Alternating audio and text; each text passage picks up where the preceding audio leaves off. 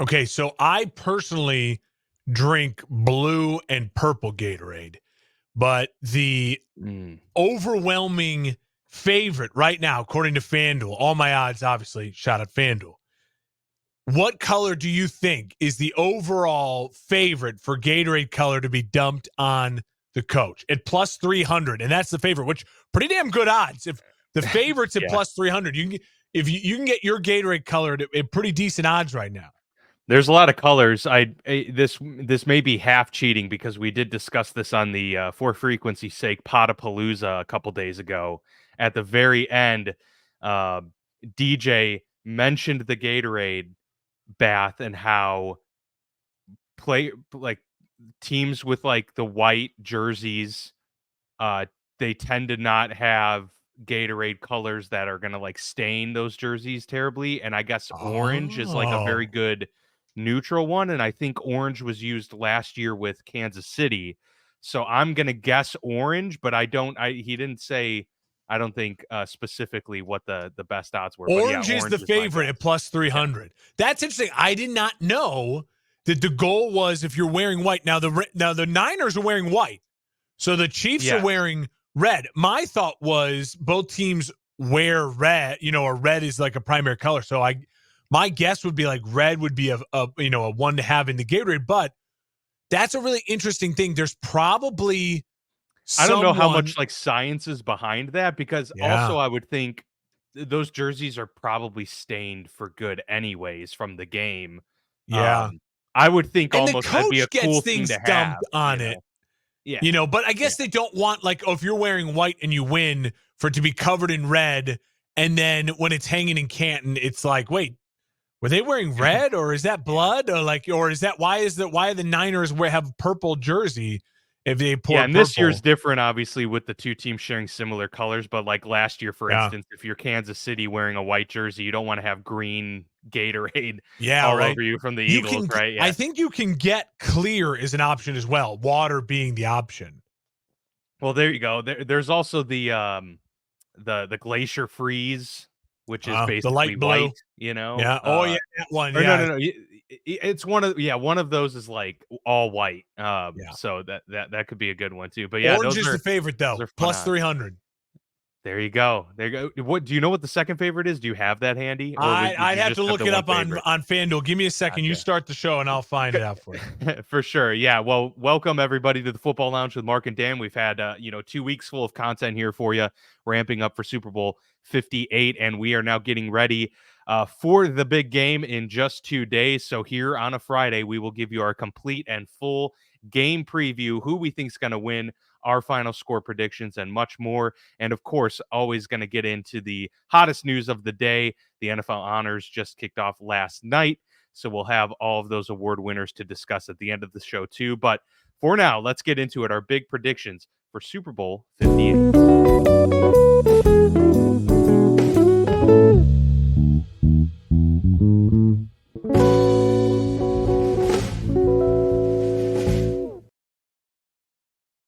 It's OG All right, color. lay it on me. It's OG color. Green/yellow lemon lime is plus The 390. lemon lime. I guess that Purple, makes sense. That's probably the most readily available too. yeah. Water clear plus 700. That's not bad. I think if you get, if you want Yeah. the odds on it. Do they do like because at every other level for the most part, especially high school, but they always do the ice bath, and Yeah. so I wonder, is that included? Does that count? Because I think just most recently Jim Harbaugh with the national championship trying to evade the big ice bath. Those seem to be pretty good odds because I mean water's always on the On the sideline. sideline, yeah. We know it'll be there. I love the prop bets. People get kind of tired of the prop bets. I love the prop bets because those are the things that if you are stuck at a big Super Bowl party or you are, your team's not in it, or, you're a depressed Ravens fan who's still going to watch, like those things are fun to like get the family still involved and care. You know what I Yeah. mean? While you're watching. It might I be have good for a lot of the Taylor Swift fans that aren't really into football yet or just yes. getting into football. And They're going to be able to enjoy those types of things that much more too. I put together a list of other prop bets that are like, okay, these are things that it's like, if you're looking for simple things, because my big philosophy before we get started on this is the Super Bowl is one of the games I bet the least. I'll put a money line down on a winner, and then I'll put like one or two other little things because I want to be tuned into the game and not worrying about like the bets, right? I feel like, during the regular season or whatever, these are fun games and you're trying to make a game more entertaining by betting on it. The Super Bowl itself is entertaining, so I don't want to like get distracted with my side bets. But there are some simple little ones, fun ones, easy ones that you can put, parlay a couple together or just throw a couple bucks on some of these just to have some side action while you're still focusing on the game, or easy ones to like set up with your wife, your girlfriend, people who are, if you're having more Taylor Swift involved type of things, they're like, hey, why don't you place put $5 on this and you can have a little fun gambling, and they're kind of easy to explain to those mom, dads, and parents in your household who aren't degenerates like me. Yeah, no, I love those. The Yeah. prop bets are a lot of fun. They are discussion starters for sure, and it kicks things off. Well, usually with the national anthem and the coin Reba. toss. But we talked about it either last show or the one before, about how recent years. I think they said it at like 135 or something like that, and wasn't it that Reba usually goes pretty short? You were saying, Yeah. or like right I around think the 130. over under is 150 because that's the Oh, okay. average. Well, there you So go. it's like Yeah, the longest was Alicia Keys at like 2 something. We talked about that in our trivia. yeah. Yeah, So bet it's the fun. under. Bet the under. But bet the under and then just be like cheering like a horse race as you're going. Like, come on, come on. It's like Yeah. sing, It's the most instantly gratifying of the prop Yeah, bets next to the coin toss for sure. exactly right. You're not in the stadium. You don't have to stand with respect. Just, get on your giddy up. Exactly, exactly. And you know what? This is for some reason, I guess the last 2 years just have kind of gone completely out of my head in terms of the Super Bowl, because I still associated the Super Bowl with being a 5:30 p.m. start. But and maybe it's changed this year, but I just noticed for right now that it's at 6:30 Eastern Eastern. time, of course, and I've only been on the Eastern Coast for a few years, so maybe just still getting used to that. Yeah, But because was it it's a was it 5:30 start. 5:30 last year Central Time? I don't know. I was in Arizona just trying not Oh, to that's throw up. I was duh. trying. I was trying not to blow the live first ever live Super Bowl commercial. I wasn't really worried about what time kickoff was, Very but it true. 5:30 Central Time feels right. Like that feels Yeah, yeah. right. So I'm That's what I always remembered it being. So yeah, 6:30. yeah I gotta get used to that. But 49ers at the Chiefs. That is kind of how things are set up here. Is the Chiefs are the home squad um, in this game, and San Francisco starting off at least per ESPN bet as 1.5 point favorites, which is wild to me. Still, obviously their record and their seeding certainly probably plays a part in that, but yeah. I don't know how you could watch the Chiefs the last few weeks and be like, "Oh yeah, that's an underdog." So that'll be interesting to see how we view this game playing out as we get into our preview here. But just initial thoughts as we kind of launch into this prediction, Mark. How do you envision this game playing out? And then afterwards, maybe we can get into what does the 49ers need to go right? What do the Yeah. Chiefs need to go right for them to get a win? But overall, your thoughts on how you think Super Bowl 58 will play That's out. a great way to structure it, and I think that's the best way to approach it is how each team can win, and then we'll tell you which side we're on and who we think is going to win. So for me, one of the things that I love is like the Super Bowl is the epitome of you're at the water cooler with it at the work, and what are people saying like, I think it's going to be a good game. I think it's going to be a close game, and it's like, yeah, no, it should be a close game. Two good teams. This is going to be a close game, and I post on my YouTube channel a video this week because I wanted to examine that, like. We say that because your gut reaction is like, oh, two best teams, like it's going to be a close game. All signs from me that matter of like what I was investigating and going through the sets. Normally, when peel back the curtain, right? We like to do our show, not necessarily, we're not Warren Sharp. We're not deep analytics people. I'm not Brian Baldinger. I didn't play in the NFL. I'm not going to break it down. This is inside zone cut. Like, we call it like elevated fandom, right? We love the game. We cover the game. We watch the game more intently. We do study some of that stuff. So normally when you're watching it or you're preparing for, say the first round of the playoffs games, I'll take a couple notes here or there, but I'm going to trust my gut. I'm going to trust what I've seen all season long, right? I got 9 different little sheets of paper here. Like there's too much time to prepare for this game, right? Like every day I was like, oh, I want to look into this. I want to look into this. And that's what the Super Bowl makes you do, right? Because you have the 2 weeks to prepare, it makes you start over analyzing. And one of the things that draws me back to, and what I found on my doing research for, there are plenty of times where these games can be blowouts because certain teams find their way into a Super Bowl maybe by luck. Certain teams find their way into Super Bowl because they're like an NHL team. You're an NHL guy. Like they got the goalie that's hot, right? Their defense is hot at the right time. And then certain games turn into all-timers, close games, real nail-biters. And all signs to me point to this. Yes, you say it at the water cooler, I think it's going to be a close game. I think that's really true. You look at both teams' defenses, 17 points per game throughout the regular season. They were number 2 and 3 in scoring. These teams don't give up points. You look at the fact that your gut tells you San Francisco's got the better defense, but Kansas City had 8 more sacks than San Francisco throughout the regular season.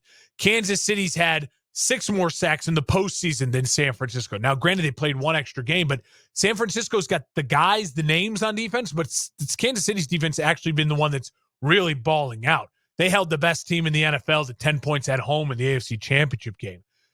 So all of those things, to me, great defenses, star players on defense on both sides, that tells me this is going to be a tight game. Neither defense I expect to implode. Kind of like what happened to the Eagles defense last year. They kind of imploded in the Super Bowl. I don't expect that on either side.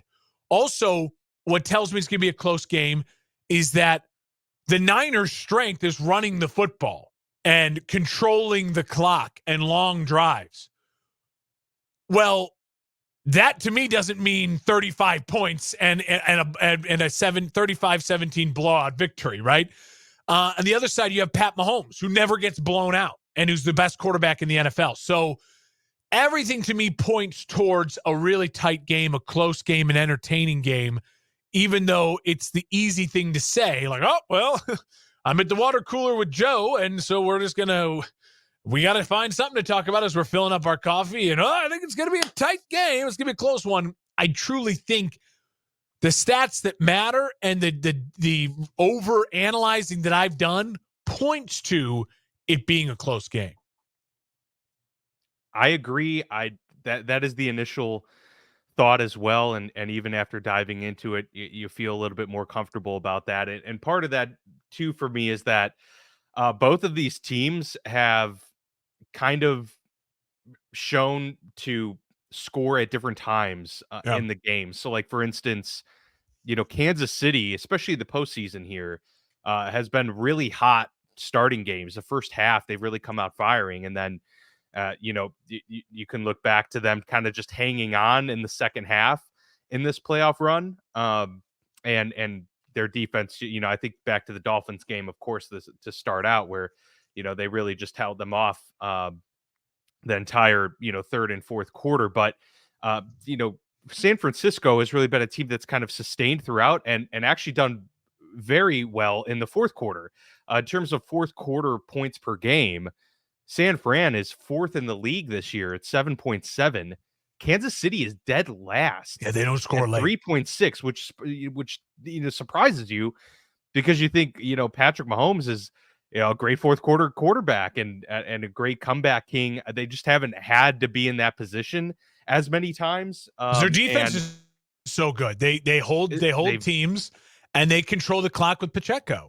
They've been locked down, and they could run out the last 5-6 minutes of the game and not have to score. Last year they were at 7 points per game, so a big swing from 7 to 3.6 this year. Obviously, playoffs are a different animal, and they've had their capabilities shown time and time again that they can score on a whim, and you don't want Patrick Mahomes with a deficit in the fourth quarter and say, "Oh, we feel good because they only scored 3.6 points in the fourth quarter." No, he'll find a way to come back. But it is just interesting, the flow of the game that these two teams take is a little bit different how it's played out throughout this year. But I do see just how they stack up against each other for it to be more of an evening out on both sides. So Yeah. I see really um, both teams kind of feeling each other out early on. I don't expect there to be, floodgates opening up for either team really in the first quarter. I could easily see a 6-3 or 6-0 first quarter, and then going into the second, third quarters, really where these teams can kind of start to open up.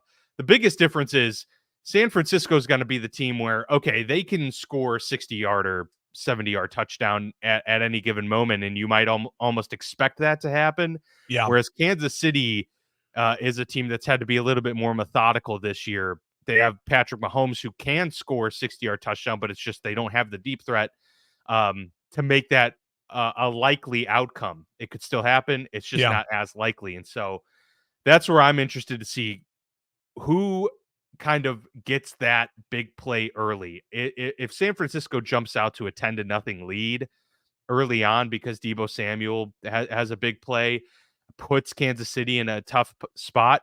Kansas City going to panic and have to go all on Patrick Mahomes? We need hero ball from you for the final three quarters. I feel like that could spell trouble. But yeah, overall, I agree. I see this one being a more even flow game. Even if San Fran does get out to a 10-0 lead, I could see Kansas City making it 10-7 at the half, and it's back and Yeah. forth throughout the entire second half. Dan, in order for a game to be a blowout, to me, it's got to be 17 or more points, right? 3 scores or more.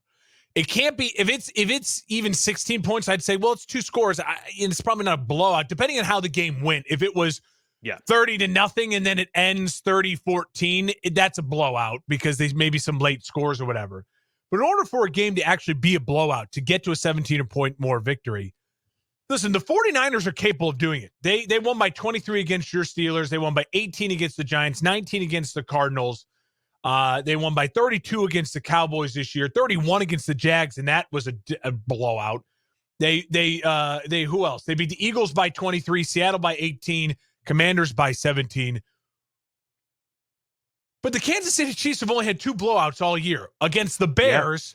Yeah. 31 points when Taylor Swift first attended a game. That was the Bears going to what, 0-4 or something, or 1-4. I mean, it was a disaster. Before Montez Sweat, the Bears turned it around late in the season. And then in a 19-point victory against Miami in the wild card. So San Francisco's more capable of the blowout.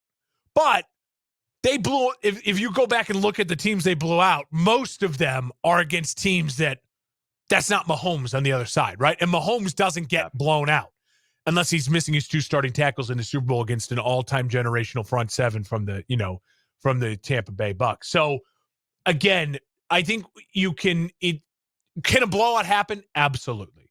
Would any of us be surprised if a blowout happens? I don't know. It depends on how it goes down. I would be really shocked if either of these teams feels unprepared, i.e. Cowboys getting blown out by the Packers. I'd be shocked if that happened to either team because it just feels like 2 well-coached teams, both teams with a lot of star power. I'd be shocked if that's the Super Bowl we get. The signs point to a close game. So now I guess we can decide, how does San Francisco win a close game and how does the Chiefs win a close game? Yeah, so for me, we'll start with San Francisco. Okay, great. San Francisco needs to, in order for them to win, they need to get out to an early lead. They need to be the ones to score first. They need to set the tone, because if San Fran gets in a position where they are having to win the game from behind and rely on, and this is no disrespect to Brock Purdy, but if it's Brock Purdy or Patrick Mahomes with their backs against the wall, I'm going to take Mahomes every day of the week. And so if they're not able to get a steady pace of Christian McCaffrey, of Deebo running the football out of the backfield, of some of those end arounds, of being able to utilize everything at their disposal, that's going to be a huge problem. So for the 49ers to win this game, they need to get Christian McCaffrey going early and often. They need to be able to sustain some drives, and they need to get out to an early lead. I don't even care if it is that 6-0 early lead.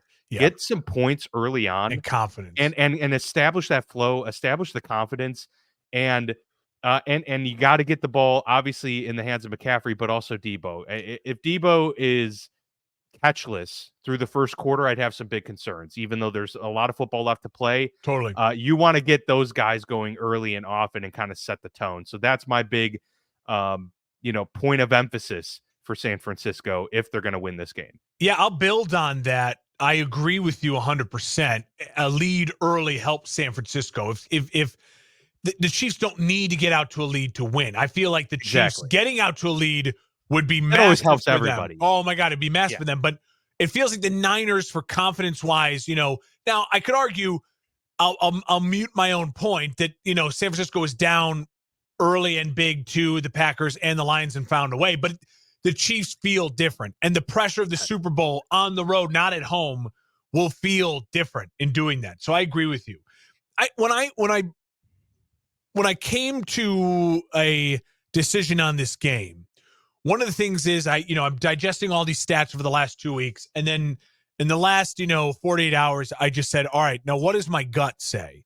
And part of doing that is like, okay, dumb football brain, just a guy who loves watching football. Your gut reaction says, what are the advantages the Niners have? Well, the advantages the Niners have are the weapons. Like, they have the weapons on offense. They have Debo. They have Ayuk. They have Kittle. They have McCaffrey. Those are the best weapons in this game. The only person you would put in that category is Kelsey, but right now, Kittle's more in his prime than Kelsey. Now, the relationship that Kelsey and Mahomes has makes Kelsey probably still the most dangerous tight end in football over Kittle. But you watch the way Kittle blocks. You add in Juszczyk to that being a weapon. You add in Trent Williams in the run game being added to that as a weapon. They have so many weapons. So in order for San Francisco to win, we need to on Monday be talking about the weapons stepped up. Like, they were unbelievable. They played the games of their lives. You know what I mean? No penalties from Trent Williams, that offensive line. The defensive guys on defense, Bosa, Armstead, Chase Young, Warner, they were unblockable. They were unstoppable. They were just the guys. Like, that's the advantage that San Francisco has. Their advantage is they have guys on defense and they have weapons. So that needs to be the storyline for them to win. It needs to be, we're talking about Nick Bosa wrecking the game. It needs to be, we're talking about Chase Young. He just earned himself a contract in the offseason. It needs to be Fred Warner was, led the team with 12 tackles and was just flying everywhere. And every time Mahomes tried to scramble for a third down, Fred Warner was there and making a play, making a tackle. And then on the flip side, it's Debo was a yak god. They just kept giving it to him with a little crossing routes, and he just would turn 5 yards into 15 yards. And McCaffrey, between the tackles, carried the ball 23, 24 plus times, and they just fed him, and he was churning 5 yards a carry, 5 yards a carry, 5 yards a carry. So I agree. An early lead helps. But the story for the Niners on Monday that they won their first Super Bowl since the 90s and Steve Young was because all of the dudes on defense and the weapons on offense, they played like the Hall of Famers that we think a lot of them are. Agreed. All right, give me your Chiefs. What do the Chiefs need to win this game? So when I start thinking about it on the flip side, dumb brain football guy taking in all the data, I went to what are the advantages that the Chiefs have? Well, the advantages the Chiefs have to me are pretty blatant, and they are crucial advantages in the sense that football comes down to really like three phases, right? Offense, defense, special teams. Well, they have the better quarterback. They have the best quarterback on the planet. That is a massive advantage, right? And they have a quarterback who is now at the point of his career where not only is he capable of doing the amazing, the jaw-dropping, oh my God, no one else on the planet can do that. But he doesn't turn the ball over. He has the least turnover amount of like worthy plays. Like, it's a weird stat, but it's like, yeah, turnover worthy plays in the NFL, like, or in the postseason. Like, he's like record setting with how low his turnover worthy plays are. He does not give you a chance to steal the football. So again, the dudes on the Niners defense are going to have to create those because Mahomes isn't going to give them to you. So obviously Mahomes is advantage number one. Advantage number two, for the Kansas City Chiefs is the coach. I mean, Andy Reid got the monkey off his back 5 years ago, Super Bowl 54, and he won the big game. He got it done. And since then, Andy has been unquestionably brilliant and fantastic. Even though he's lost Bieniemy and lost Nagy and then got Nagy back, and now Bieniemy's gone and is kind of advising come back. Like, that changes, that cycles through, but he has stayed the same and consistent. His record off the bye, we don't need to spend any time on it. He is almost unbeatable when he's got time to prepare. He is calm. He is cool. He is collected on the sideline in a stoic, confidence way. Ron Rivera was calm, but you almost look at him like, say something. Andy Reid is calm and doesn't overdo it, but it's like his players look at him and they just have this sense of, it's John Madden-esque, where it's like this aura of him. He's larger than life, and he is an advantage in this game. He doesn't have the pressure of blowing it. He's defeated that. He's got his rings. His legacy is set. So he'll go in with a calmer, cooler confidence than Shanahan. So they have coach, quarterback advantage. They also have the special teams advantage. The kicking game. You brought it up a couple weeks ago with Harrison Butker, and I think it's a great point. And I look at it now. Jake Moody, high draft pick, but has been shaky at best. And in the Super Bowl, when it is Taylor Swift in the crowd and all the big names and celebrities and the world watching, Harrison Butker's been there, done that. He had the doink in the Super Bowl last year, remember, against the Eagles, and he recovered from it. So I trust that Butker, in a big moment, even if he has a slip-up late in the game, will be able to come back and make the kick. Meanwhile, I just don't think the Niners trust their young kicker. And I would advise every NFL team to never draft a kicker or a punter. It seems like even the great college kickers and punters who deserve to get drafted, they can't live up to the hype of being a draft pick. It's just, you look at him, Jake Moody's drafted, and he's struggled this year. And you say to yourself, if they had Robbie Gould, we wouldn't be worried about this at all, right? And they let Robbie Gould go, and Robbie Gould ended up retiring and then walking away, and good for him. So that's the advantages for KC. And for them to win this game, those three things will come into play, and they'll come into play big time. Mahomes being the best quarterback on the planet, Andy Reid being the best coach on the planet right now, and having the game plan and being prepared with I think coaching staff overall. Spags is phenomenal, and you throw that in there. I think there's a coaching advantage there. And then special teams. This will come down to needing someone to hit a kick early in the game or an extra point. And I trust Butker a lot more than I trust Moody on the other sideline. So those are the advantages for KC. And for them to win the game on Monday, we'll be talking about Mahomes, the special teams, and the coaching staff. Yeah, I agree with a lot of those points. I will counter with a different X factor for the Chiefs, if not only just to play a little devil's advocate, but I do think that with the 49ers' strength being their weapons, as you outlined, and their yak ability, that the Chiefs are going to have a game where they limit the explosive plays to no more than two in this game, which is those are categorized as 20-plus yard plays. If you're Kansas City, if we're looking at a box score at the end without knowing the score, and we see that San Francisco did not have any plays of 40-plus yards or 30-plus yards, that's huge. I'm going to say, City. okay, I'm thinking that means that Kansas City won this game. Yeah. I'm going to pair that with Christian McCaffrey being held to like 150 yards or fewer from scrimmage. If Christian McCaffrey has a 120-yard rushing day and 80-yard receiving day, that's going to spell probably a good sign for the 49ers winning this football game, because not only does it mean that, he clearly was getting, the football well into the fourth quarter throughout an entire game, is signaling that they were probably in a good position at that point, but also because he's just so damn good that you can't let a guy like him beat you and kind of run the show. And so if Christian McCaffrey has an epic day, that's probably going to be a good sign that San Francisco is in the driver's seat and won this football game. So it's limiting the explosive plays and, pushing back against Christian McCaffrey. Because on the flip side, if Christian McCaffrey has 50 or fewer yards in this game, I'm saying, oh, well, then Kansas City clearly won, right? I mean, I don't feel, even if Debo on the other side has 150 yards, McCaffrey has fewer than 50 all-purpose yards, I'm going to go ahead and guess that it didn't work out too well for San Francisco on that front. So those are the primary things for me. Obviously, there are many factors in play, and I think you named quite a few good ones. But that's another X factor that I really would hone in on here for Kansas City. And their defense has been great at tackling the catch. So that's going to be a big matchup I'm looking forward to watching is the 49ers playmakers after the catch and whether or not Kansas City can swarm and be that good tackling unit that they have been, especially as of recently. Keep that up, and you've got a good shot to win. All right. That being said, I will officially be taking the Kansas City Chiefs to win 27-20. And so I'm coming upon that number. The over-under is 47.5. I think it's just going to hit the under.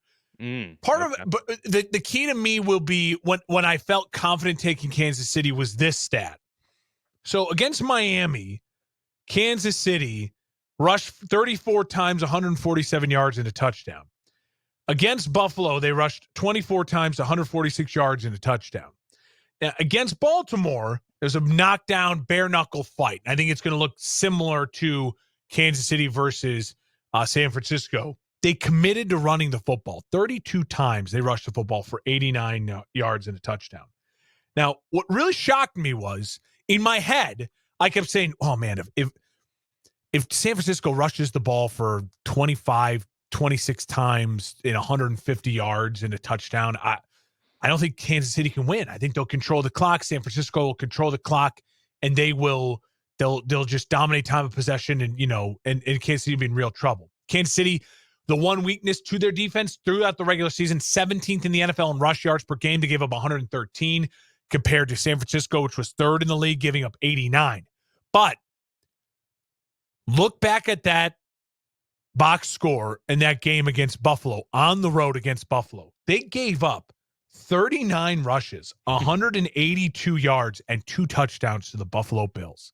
And they still won that game. And they won that game pretty handily late in the game. With Josh Allen. Allen. Yeah. So when wide right, obviously, you know what I mean? But that was to tie and not exactly win the game and all, I really just think to myself, no.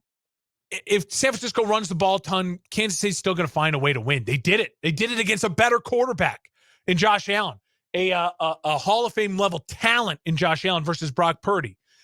The other thing that kills me is that if you look at the Kansas City, they're committing to the run this playoffs.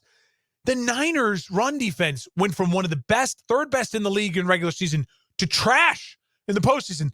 They gave up 136 yards on 28 carries to the Packers. They gave up 182 yards, 3 touchdowns to the Lions. And Pacheco's just as good of a running back as Montgomery, as Aaron Jones. If you give him daylight with that offensive line, he'll find it.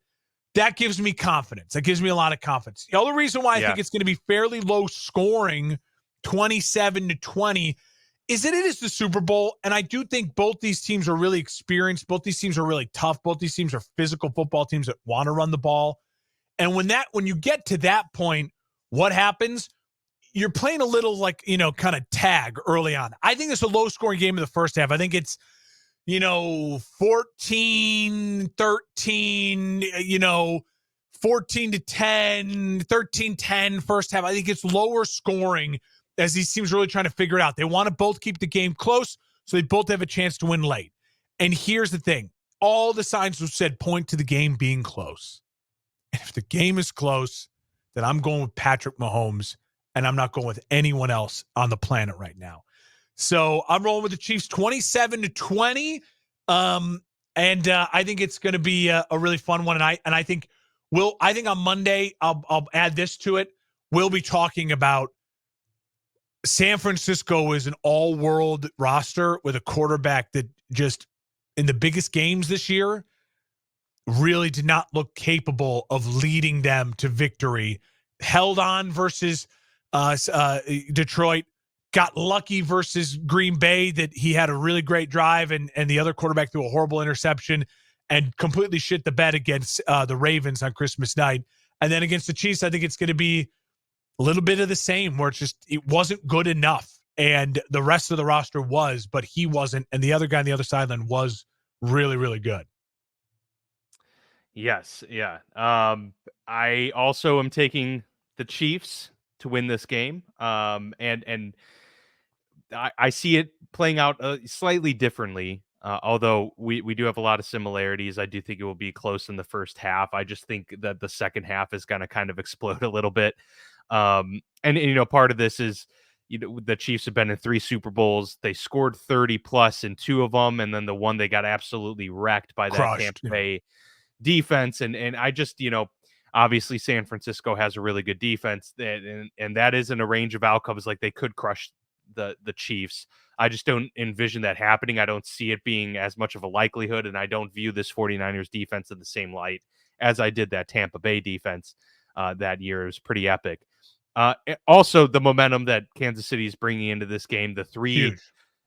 or not 3, but the 2 road playoff wins, the very hostile environments. We're talking about not just 2 road playoff wins, first ever road playoff games for Patrick Mahomes. These are road games in historically, hostile Yeah. environments in Buffalo Against a 2-time MVP and his against a 2-time MVP and another who could have had 2 MVPs at this point too. So it's just, there's so much epic play from Patrick Mahomes on that side. So my prediction is 30-24 in favor of the Chiefs. All right, 30-24. So 6-point game, 7-point game for us. So we both, all right. And I do think I need to, put the caveat here. I don't know the exact phrasing of the stat, but Harrison Butker needs 3 field goals in this game to, I believe, have the most Super Bowl field goals ever. Oh, wow. Which is crazy. Obviously 3 is a lot. You don't, you wouldn't bet on 3 field goals being made in the game. But in this scenario, I think he gets 3 field goals. So 21 points from the offense, and then 3 field goals there, or 21 points, I should say, from Patrick Mahomes and company, and then the 3 field goals get them to 30 points.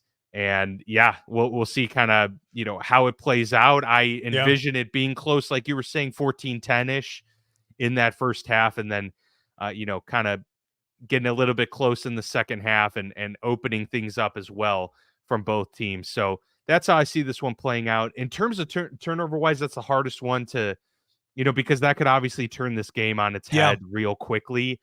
I would bank on the turnover coming from, the San Francisco side, versus Mahomes. But hey, I mean, that's where we were talking about the X factor, like Nick Bosa. You got to come up with a big strip. He's going to have to be fumble.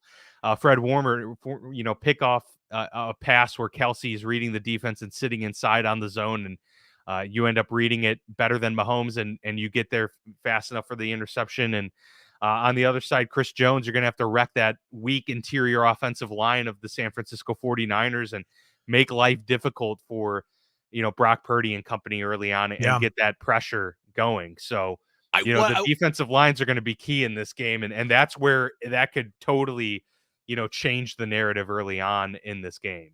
Yeah, I'm with you 100%. I think, I think it's going to be so much fun. I can't wait. We've had too much time. Let's just get to the game. And I do think overall, one of the things, and we'll get to this here in the prop bets there next, is that if you think the Niners are going to win, I think there's some real value in not betting Brock Purdy as the MVP. I think, because I do think if the Niners win this game, it will be because of a historic performance from one of their other guys, Debo, McCaffrey, or Nick Bosa. I really, really believe that. Yeah, no, I would agree with you too. So hit me with some of these prop bets then. So we talked Gatorade. Heads or tails is they're both equal odds, -104. So there's not a lot of action there, but again, it's fun to get the family involved. The favorite for the MVP is Mahomes at +150. So Dan, I would tell you. Well, see, that's hilarious because 49ers are favored to win this game. Yes, which is ridiculous. But the MVP favorite is Patrick Mahomes. That's hilarious. So I would tell you that the way to bet that is that you you think to yourself, if you think that if you're betting that the Chiefs are going to win, you have to just combine that with Patrick Mahomes being the MVP, increase your odds, because I don't see a world in which the Chiefs win and Mahomes isn't the MVP. Because even if Pacheco goes off, it's not going to be going off in the sense to where it's like, oh my God, they couldn't have done it without him. It'll be Patrick still making enough plays, finding key players at big moments, the key throw, couple touchdown passes. But Brock Purdy's only plus 210, McCaffrey plus 450. Again, if you truly believe that the Niners are going to win, having Deebo Samuel at plus 2,500 is insane value. Wow. Or Bosa at plus 8,000. I do not believe that you'd be smart to waste your money on putting money on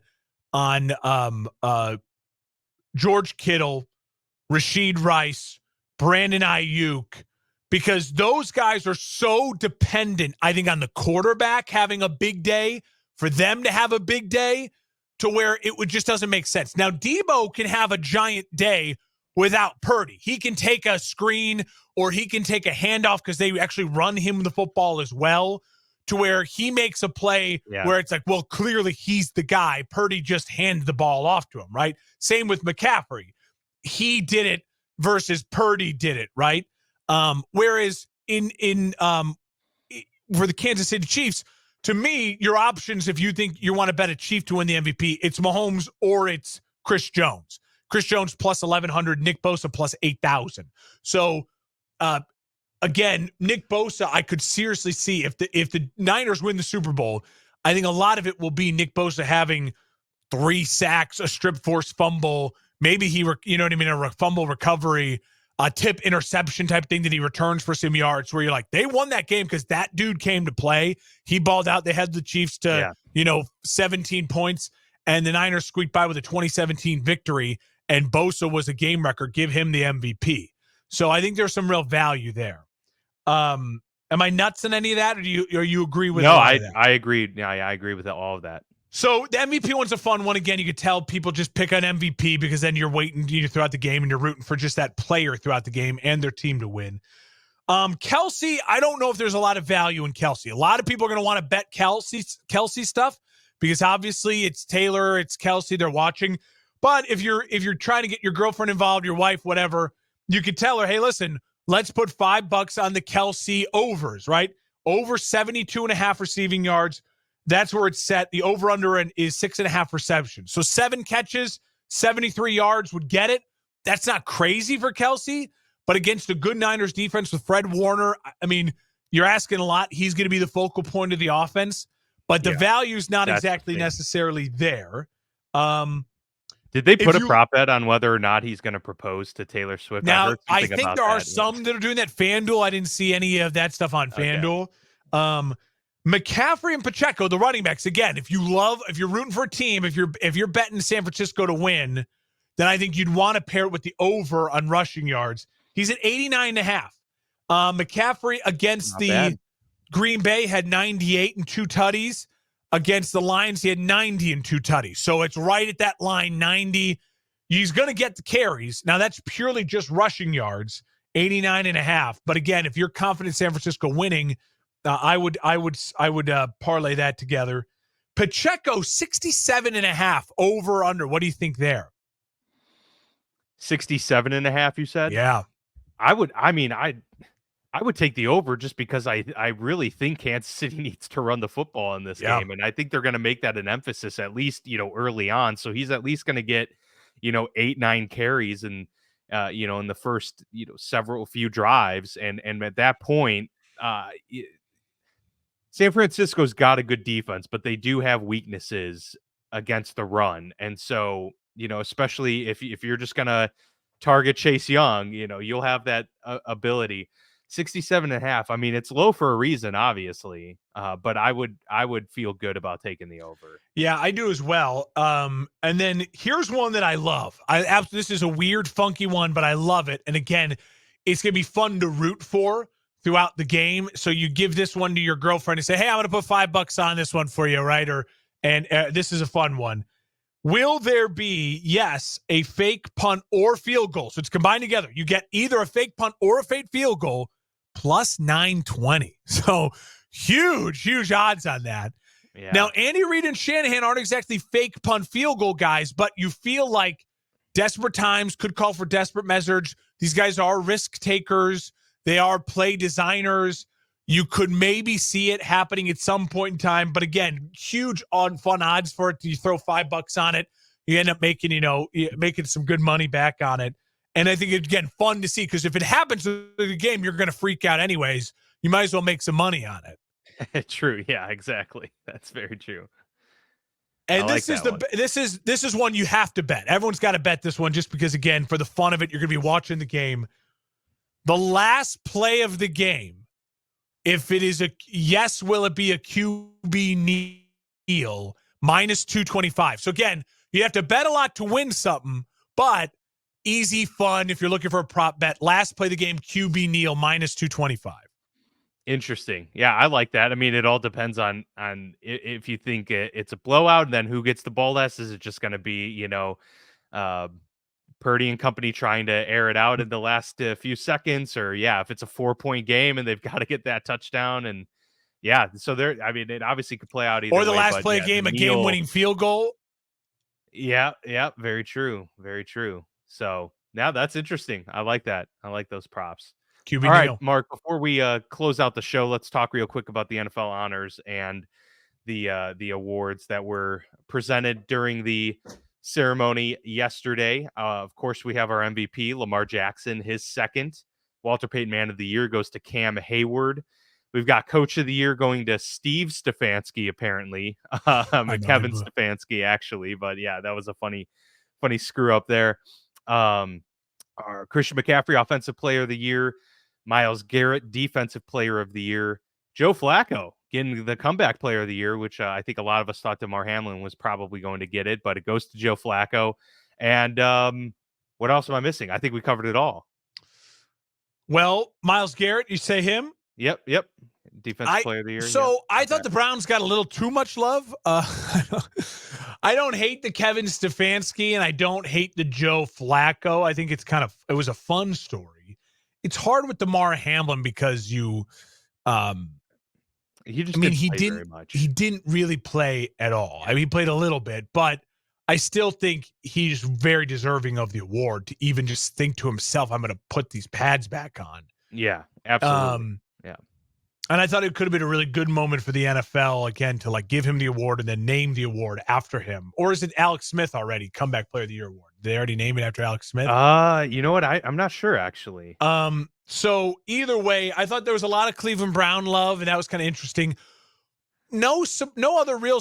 I mean, the Myles Garrett, you can talk on it a little bit. I do think if you look at the stats, TJ Watt got screwed. I wonder if they're making Defensive Player of the Year a little bit more like an MVP award, where it's your value to your team, because the Browns defense was electric. They made the playoffs. And he's the best player ended up being the best defense in the NFL. So maybe there's a little of that, because one-on-one, TJ Watt he did have a better season. You can speak on it more. But otherwise, big night for Cam Hayward. He seemed very deserving of the Walter Payton Man of the Year award, which is awesome. Fun night. Watched a little bit of the show, the last 40 minutes or so, and but overall, nothing that was to me alarming. Shout out 2 years in a row now. The Jets won Offensive and Rookie and Defensive Rookie of the Year, and now the Texans won Offensive and Defensive Rookie of the Year 2 years in a row. Pretty cool. Yeah, that's a sign of a good draft class right there. You did something right. Yeah, those were cool. I did forget to mention those Rookie of the Year. So Will Anderson and CJ Stroud taking home those. No surprises there either. But I mean, obviously to me, I think that TJ Watt definitely got snubbed of that award. And the biggest part of it, even if you're talking about, who's valuable to their team, the Steelers are 1-11 without TJ Watt. So, I mean, that alone would tell you everything you need to know, I would think, about his value to the team. Myles Garrett had one stat on TJ. That's, a PFF stat. And for all intents and purposes, is a somewhat like made up, pressure win rate, kind of Yeah. subjective type of thing. TJ Watt blows him out of the water in most other stats and narrowly beats him in all of the others. So it was bizarre. Myles Garrett's not even top 4 in any of the meaningful stat categories: sacks, tackles, tackle for loss, pressures. So that definitely seemed to me like, hey, Myles Garrett's a dominant defensive player and it's he his hasn't won this time. award yet. So we just need to give it to him. But that was disappointing to see because, obviously TJ had such a epic year once again. And I think it's important for legacy to be able to stack those awards when you can. And I think he earned the award for the second time in his career.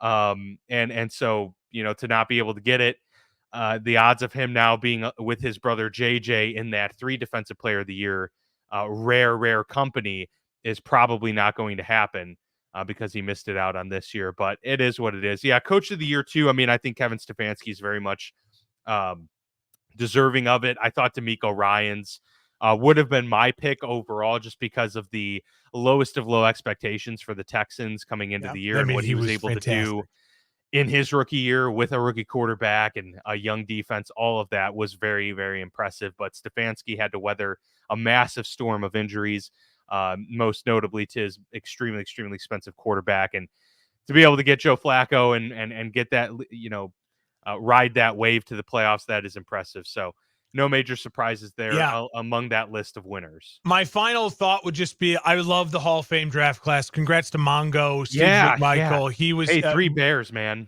That's more cool. than deserving. I think Julius Peppers will kind of go in as a Panther, but he was a Bear second. He's a secondary Bear. Definitely. The Bears have the most Hall of Famers, and it's not even close. Devin Hester and Mongo are going in as Bears 100%. Yes. Freeney. And so the Bears are going to keep pushing the gap a little bit wider now. Yeah, with the and the rest of the league. And I thought it was a great class. Andre Johnson is one of those absolute. When you look at his career as a wide receiver, what he did, especially in some of those bad Texans teams, the beginning of that franchise, he is the greatest player in their franchise's history, deserving to be in for sure. And it's really solid, absolute legends. That real solid class. So shout out to them, and it looks like the Bears will be playing in the Hall of Fame game next year. Heck yeah! Schefter already kind of tweeted out like, "Well, with 3 Bears going in, it feels very much like you see the Bears in the Hall of Fame game next year." It's like, hey, why not? Yeah, let's get that going for sure. Tyson Badgett show. Absolutely. Love it. Hey, maybe we'll have a rookie quarterback in Caleb Williams making his appearance in that game as well. Who knows? If he's drafted, you better not play in that. You better not play in that. Yeah. Tyson Badgett, just take every snap. Let the boy cook. There you go. I like it. Well, there you have it. We both have the Chiefs winning, and so we'll see how this thing plays out. We'll come back at you next week with our full Super Bowl recap. But until then, enjoy the weekend. As always, stay safe and enjoy the Super Bowl with your friends and family. We'll see you back here next week.